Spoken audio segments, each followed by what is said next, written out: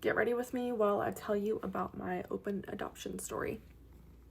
So I found out I was pregnant when I was 17, my senior year of high school. Obviously, I was scared, but I pretty quickly decided that adoption was going to be the best choice for my birth son and me. I believe that everyone's journey is different, and I think that every woman should be able to make whatever choice is best for them. So I reached out to an agency, and they actually had me wait until I was a little bit further along to officially start the process.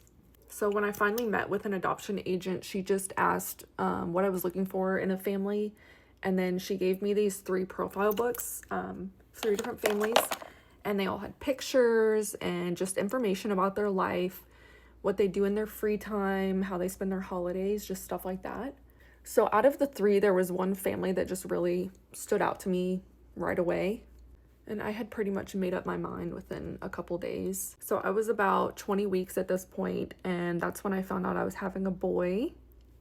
So I got to have a phone call with his adoptive parents and tell them the news, and they were so excited to be having a boy. A few weeks later, I got to meet up with them for dinner, and pretty much just knew from that point on this was the right choice and this was his family. I just felt really at peace with my decision, and from that point on, they came to every doctor's appointment, every ultrasound, and they were even in the room when he was born. So after he was born, we just kept everything really open. I would see them once or twice a month.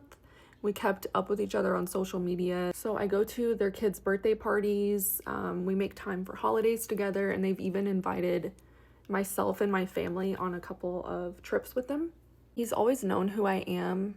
He calls me Aunt Morgan. It's never been a secret. We've always had this kind of natural openness that I am just so grateful for. And then a few years later, after that, they asked me if I would be a surrogate for them for their next baby. That is just a whole nother story in itself, so let me know if you want to hear about that.